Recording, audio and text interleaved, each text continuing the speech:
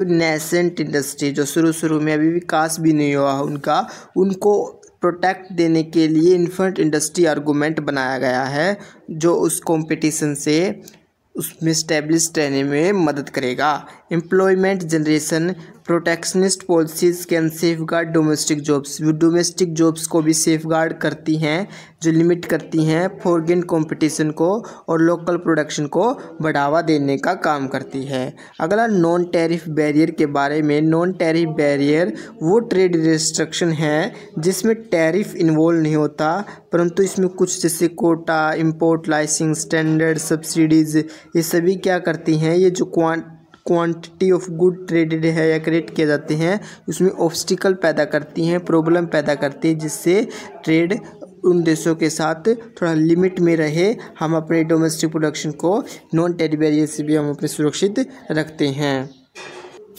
To merit of cartel. Two merit cartel क्या है? Public price stability. Cartel can stabilise price, मतलब cartel होंगे, गठबंधन बन जाएगा, उनके बीच जुड़ जाएंगे कंपनी एक दूसरे से, कोऑर्डिनेशन से जो प्रोडक्शन है और जो प्राइसिंग है उनके बीच में वो प्राइस वार से कम रहेगा, प्राइस वार से बच जाएंगे वे इससे। Market power. Bye acting collectively cartel member can significant control over the market. इससे मार्केट पावर से क्या है, वो अपने सिग्निफिकेंट कंट्रोल रख सकते हैं मार्केट के ऊपर। इन्फ्लुएंसिंग सप्लाई, वो प्रभावित कर सकते हैं सप्लाई एंड प्राइस को उनके एडवांटेज के हिसाब से। टू डिटरमाइंट ऑफ कार्टेल, क्या कमियां हैं कार्टेल की? सबसे पहले कंज्यूमर हार्म।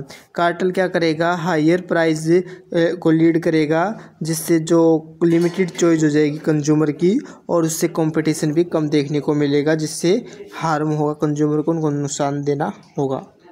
अगला inefficiency. Cartel can create inefficiency. Cartel क्या है? इनएफिशिएंसी को क्रिएट करता है, जिसमें अनकॉम्पिटिटिव फर्म को प्रोटेक्ट किया जाता है और ये इनोवेशन को भी डिस्करेज करने का काम करती है।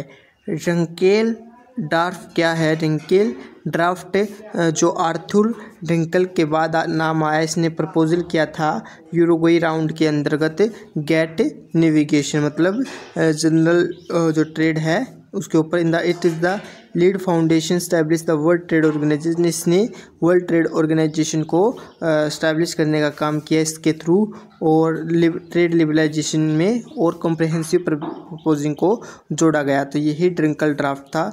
General agreement on trade in service GATS in is a वीटियो treaty aim to reduce barrier. इसका मतलब क्या था? इसमें बैरियर को कम करने का उद्देश्य रखा गया था इंटरनेशनल ट्रेड में सर्विस के अंदर, और प्रोवाइड किया गया एक framework for liberalising the trade in service across members countries के बीच में। गेट गुड्स के प्रति था और गेट सर्विस के प्रति देखने को मिलता हमें। गेट की इसकी फुल फॉर्म क्या थी? General agreement on tariff and trade.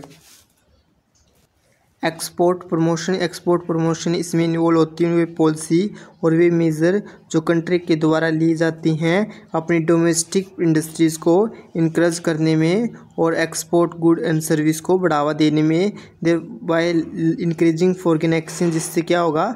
Foreign exchange earning ज़्यादा होगी और हमारी इकोनॉमिक ग्रोथ भी बूस्ट होगी।